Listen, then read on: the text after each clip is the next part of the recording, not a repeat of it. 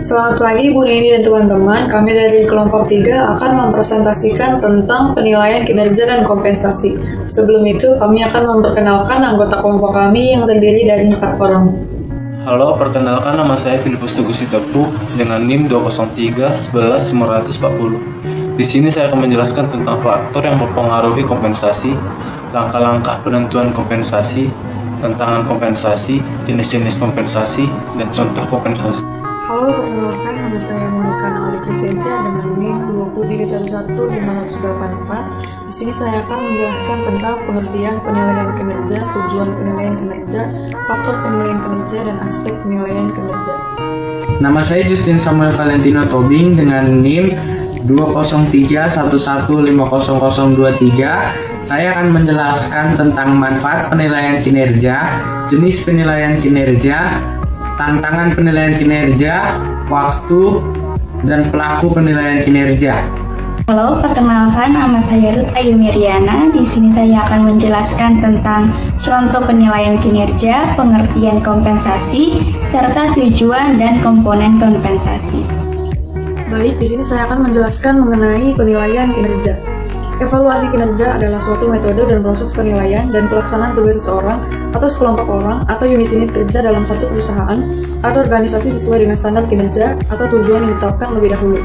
Evaluasi kinerja merupakan cara yang paling adil dalam memberikan imbalan atau penghargaan kepada pekerja. Evaluasi kinerja atau penilaian prestasi karyawan yang dikemukakan oleh Rayon C. Magidson dalam Mangku Negara adalah sebagai berikut. Penilaian prestasi kerja adalah suatu proses yang digunakan pimpinan untuk menentukan apakah seorang karyawan melakukan pekerjaannya sesuai dengan tugas dan tanggung jawabnya. Definisi yang tidak jauh berbeda dikemukakan oleh Payaman Simanjuntak, yang menyatakan evaluasi kinerja adalah penilaian pelaksanaan tugas seseorang atau sekelompok orang atau unit kerja organisasi atau perusahaan.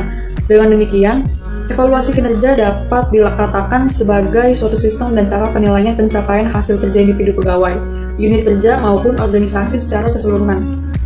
Berikutnya ada tujuan penilaian kinerja. Yang pertama yaitu perbaikan prestasi kerja. Umpan balik pelaksanaan kerja memungkinkan karyawan, manajer, dan departemen personalia dapat membetulkan kegiatan-kegiatan mereka untuk memperbaiki prestasi. Kedua, keputusan-keputusan penempatan. Promosi, transfer, dan demosi biasanya didasarkan pada kinerja masa lalu atau antisipasinya. Promosi sering merupakan bentuk penghargaan terhadap kinerja masa lalu. Ketiga, kebutuhan pelatihan dan pengembangan. Kinerja yang jelek mungkin menunjukkan kebutuhan akan latihan, demikian juga prestasi yang baik mungkin mencerminkan potensi yang harus dikembangkan. 4. Perencanaan dan pengembangan karir. Umpan balik prestasi mengarahkan keputusan-keputusan karir, yaitu tentang jalur karir tertentu yang harus diteliti. Kelima, kesempatan kerja yang adil. Penilaian kinerja secara akurat akan menjamin keputusan-keputusan penempatan internal diambil tanpa diskriminasi. Dan yang terakhir, tantangan-tantangan eksternal. Terkadang kinerja dipengaruhi oleh faktor-faktor di luar lingkungan kerja seperti keluarga, kesehatan, kondisi finansial, atau masalah pribadi lainnya. Dengan penilaian prestasi kerja, departemen personalia mungkin dapat menawarkan bantuan. Selanjutnya yaitu faktor penilaian kinerja. 3 dimensi kinerja yang perlu dimasukkan dalam penilaian prestasi kerja yaitu: pertama, tingkat kedisiplinan karyawan sebagai suatu bentuk pemenuhan kebutuhan organisasi untuk menahan orang-orang di dalam organisasi yang dijabarkan dalam penilaian kerja ketidakhadiran, keterlambatan, dan lama waktu kerja. Kedua, tingkat kemampuan karyawan sebagai suatu bentuk pemenuhan kebutuhan organisasi untuk memperoleh hasil penyelesaian tugas yang terandalkan, baik dari sisi kuantitas maupun kualitas kinerja yang harus dicapai oleh seorang karyawan. Ketiga, perilaku-perilaku inovatif dan spontan di luar persyaratan tugas formal untuk meningkatkan efektivitas organisasi, antara lain dalam bentuk kerjasama, tindakan protektif, gagasan-gagasan yang konstruktif dan kreatif, pelatihan diri, serta sikap-sikap lain yang menguntungkan organisasi. Selanjutnya itu aspek yang dinilai penilaian kinerja. Pertama, kemampuan teknis, yaitu kemampuan menggunakan pengetahuan, metode, teknik, dan peralatan yang digunakan untuk melaksanakan tugas serta pengalaman serta pelatihan yang diperoleh.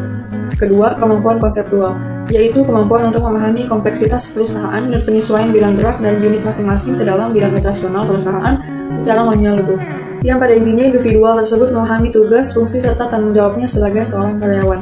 Ketiga, kemampuan hubungan interpersonal, yaitu antara lain untuk bekerja sama dengan orang lain, memotivasi karyawan atau rekan, melakukan negosiasi, dan lain-lain.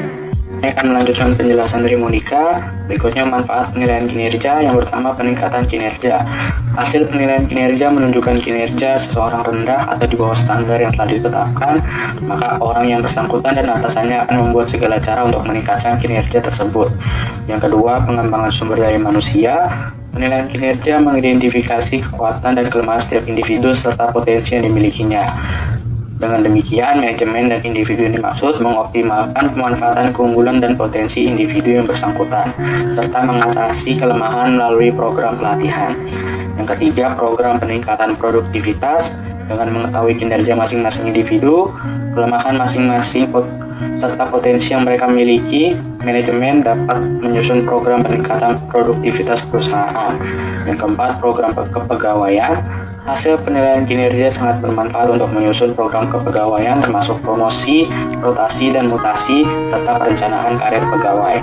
Yang kelima, pemberian kompensasi. Melalui evaluasi kinerja individu dapat diketahui siapa yang memberikan kontribusi besar terhadap perusahaan. Pekerja yang menampilkan kontribusi tinggi patut diberi kompensasi berupa penghargaan, uang, bonus, atau kenaikan pangkat. Berikutnya jenis penilaian kinerja. Yang pertama, standar performance. Ada 4 hal yang harus diperhatikan dalam menyusun standar penilaian kinerja yang baik dan benar. Yang pertama, validity, yaitu standar sesuai dengan pekerjaan yang dinilai. Yang kedua, agreement atau persetujuan, yaitu standar penilaian disetujui dan diterima oleh semua pegawai. Yang ketiga, realism atau standar yang bersifat realistis dan dapat dicapai oleh para pegawai. Yang keempat, objectivity, yang berarti adil, mampu mencerminkan keadaan yang sebenarnya tanpa menambah atau mengurangi kenyataan. Yang kedua, kriteria manajemen kinerja. Kriteria manajemen kinerja dapat dilihat melalui beberapa dimensi, yaitu yang pertama, kegunaan fungsional bersifat krusial karena hasil penilaian kinerja dapat digunakan untuk melakukan seleksi. Yang kedua, bersifat empiris, bukan berdasarkan perasaan semata. Ketiga, sensitivitas kriteria, yaitu kriteria menunjukkan hasil yang relevan saja, yaitu kinerja, bukan hal-hal lainnya yang tidak berhubungan dengan kinerja. Yang keempat, sistematika kriteria, tergantung dari kebutuhan organisasi dan lingkungan organisasi. Kriteria yang sistematis tidak terlalu baik. Yang kelima, kelayakan hukum, yaitu kriteria yang harus sesuai dengan hukum. Berikutnya adalah pengukuran kinerja. Pengukuran kinerja dapat dilakukan dengan menggunakan sistem penilaian atau rating yang relevan.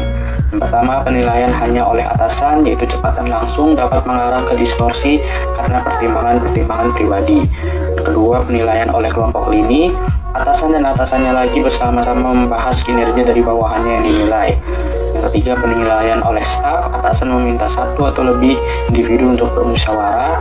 Yang keempat, penilaian melalui keputusan komite, sama seperti pada pola sebelumnya, kecuali manajer yang bertanggung jawab tidak lagi mengambil keputusan akhir. Keputusan akhir didasarkan pada pilihan mayoritas. Dan terakhir, penilaian berdasarkan peninjauan lapangan, sama seperti staf namun melibatkan wakil dari pimpinan pengembangan atau departemen sumber daya manusia. Berikutnya, tantangan penilaian kinerja. Penilaian kinerja harus bebas dari diskriminasi apapun atau metode penilaian yang dilakukan oleh pihak manajemen harus adil dan realistis, valid dan relevan dengan jenis pekerjaan yang dinilai, karena penilaian kinerja ini tidak hanya berkaitan dengan masalah prestasi semata, namun juga menyangkut gaji dan hubungan kerja. Tantangan penilaian kinerja yang pertama yaitu halo efek. Jadi karena penilai menyukai atau tidak menyukai sifat pegawai yang dinilainya. Kedua, leniency and severity effect, yaitu cenderung beranggapan bahwa mereka harus berlaku baik terhadap pegawai lainnya.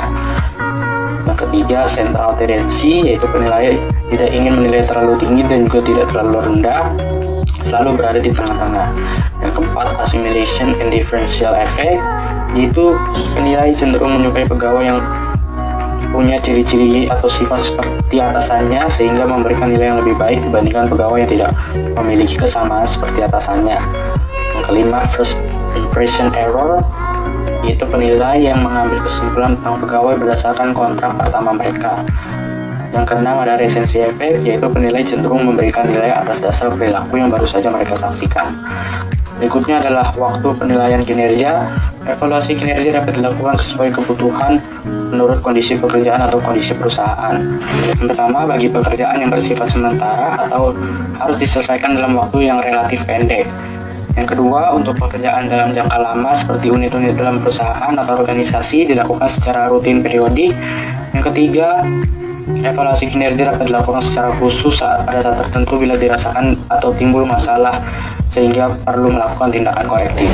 Pelaku penilaian kinerja yang melakukan evaluasi kinerja biasanya atasan langsung.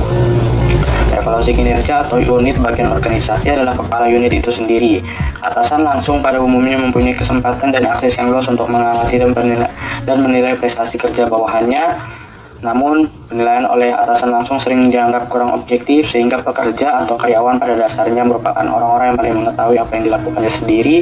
Oleh sebab itu, masing-masing individu dapat diminta untuk mengevaluasi kinerjanya sendiri, baik langsung secara tidak langsung. Di sini ada salah satu contoh formulir penilaian kinerja pegawai. Nah, formulir ini tuh berisi tentang data diri, baik penjabat yang menilai dan pegawai yang dinilai. Selanjutnya di bagian bawah ada kegiatan tugas jabatan yang berisi tentang tugas utama pegawainya. Lalu di samping kegiatan tugas jabatan ini ada penilaian kinerja pegawainya yang sudah dinilai oleh penjabat penilainya, dan di sampingnya juga terdapat target yang sudah dicapai oleh pegawainya. Selanjutnya kita akan membahas kompensasi.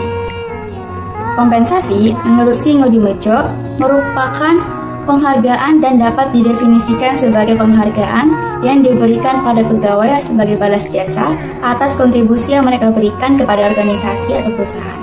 Dan menurut Panggabean, agar pemberian kompensasi terasa adil, maka proses yang dilakukan adalah sebagai berikut. Yang pertama, menyelenggarakan survei, yaitu survei mengenai jumlah kompensasi yang diberikan bagi pekerjaan yang sebanding di perusahaan lain. Yang kedua, mengelompokkan pekerjaan yang sama atau sejenis ke dalam tingkat kompensasi yang sama untuk menjamin keadilan karyawan.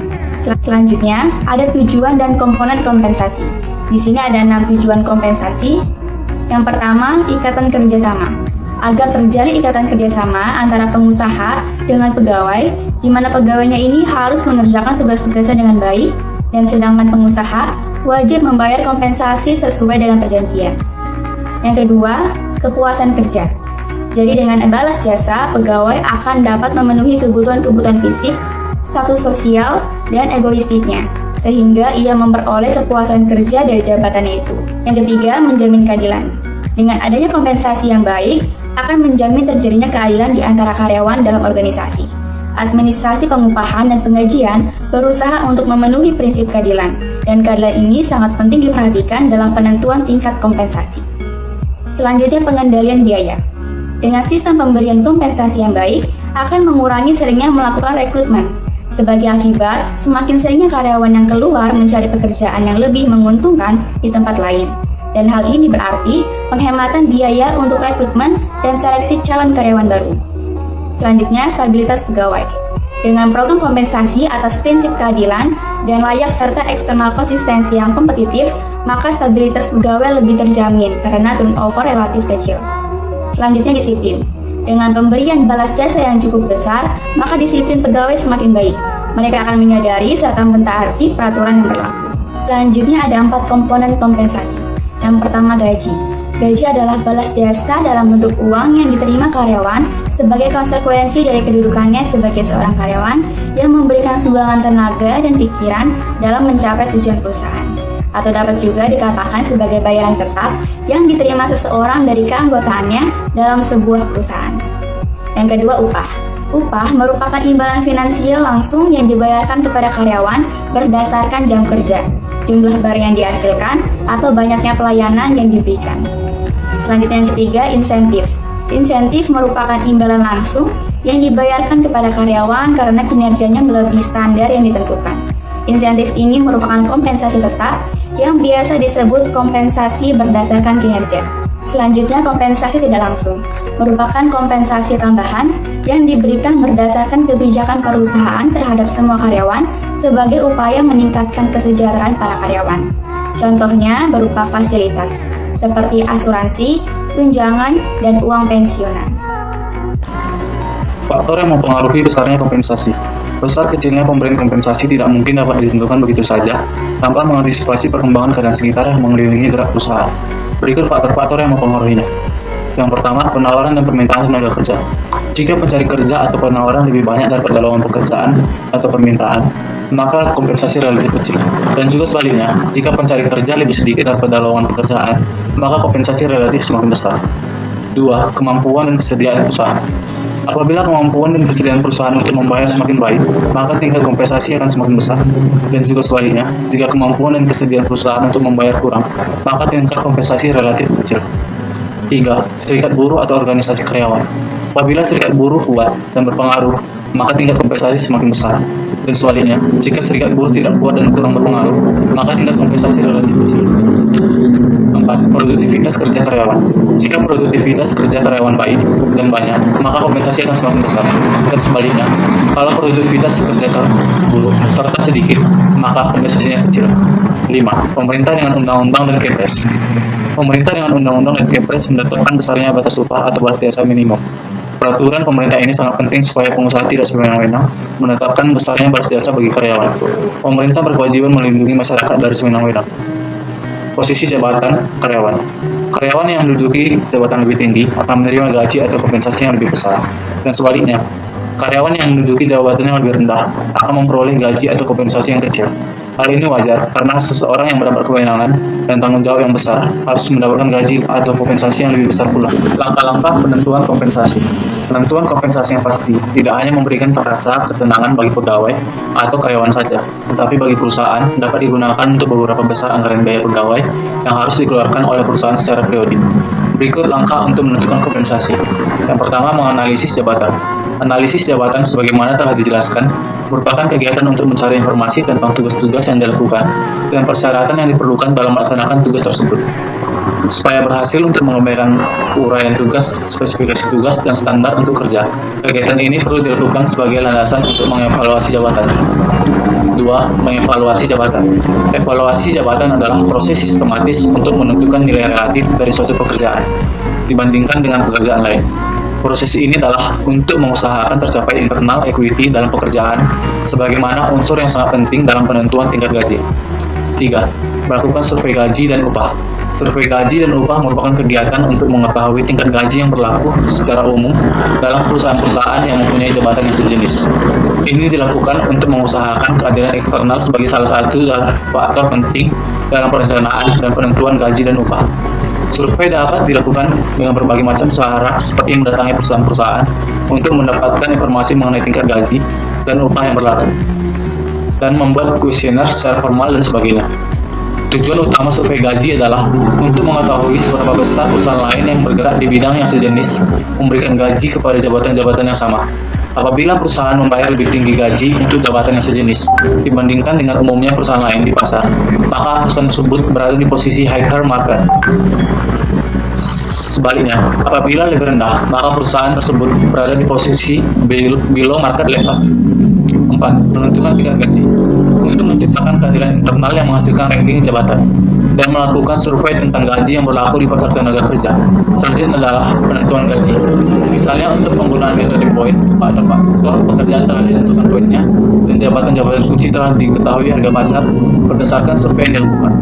Selanjutnya berdasarkan poin yang sudah ditentukan dengan cara mempelajari informasi analisis jabatan seperti job description, job specification, job performance, standar. Setiap pekerjaan ditentukan poinnya. Tantangan kompensasi. 1. Standar gaji yang berlaku. Beberapa jabatan harus dibayar lebih dari yang seharusnya sebab boleh disesuaikan pasar, terutama untuk jabatan yang suka diisi lowongannya. 2. Kekuatan serikat buruh. Serikat buruh dapat menggunakan kekuatannya untuk memperoleh gaji yang sesuai dengan relatif jabatannya. 3. Produktivitas. Perusahaan harus memperoleh laba agar bisa tetap hidup. Sebaliknya, pegawai tidak akan digaji lebih daripada kontribusi yang diberikan kepada perusahaan. Mereka digaji sesuai produktivitas mereka. 4. Kebiasaan gaji dan upah. Beberapa perusahaan memiliki kebijakan yang menyebabkan mereka harus mengadakan penyesuaian terhadap gaji yang telah ditetapkan. Kebijakan yang umum yaitu memberikan kenaikan gaji yang sama kepada pegawai yang tergabung dengan serikat kerja dengan pegawai yang tidak tergabung dengan serikat kerja. 5. Peraturan pemerintah. Pemerintah turut campur dalam menentukan beberapa kebijakan yang berkaitan dengan tenaga kerja, seperti penentuan upah minimum regional, upah lembur, pembatasan usia kerja dari 15 tahun sampai 16 tahun, dan pembatasan jam kerja maksimal 40 jam per minggu. 6. Niat yang sebanding dengan pembayaran yang sama. Masalah penting dalam manajemen kompensasi dengan kesempatan sama adalah comparable work atau nilai yang sebanding. Setiap jabatan yang mempunyai nilai yang sama bagi organisasi harus dibayar sama. Jenis-jenis kompensasi.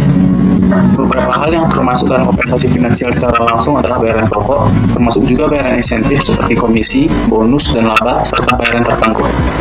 Finansial dari segi tidak langsung atau benefit wajib terdiri dari jaminan sosial, kompensasi pengangguran, kompensasi pekerja, dan cuti keluarga dan sakit. Dari segi tidak wajibnya terdiri dari bayaran untuk waktu tidak bekerja, perawatan kesehatan, asuransi jiwa, rencana pensiun, rancangan opsi saham karyawan, tunjangan pengangguran, pelayanan pekerja, pembayaran premium, dan program manfaat. Dari segi non-finansialnya terdiri dari pekerjaan, yaitu variasi keterampilan, identitas tugas, tugas penting, otonomi, feedback.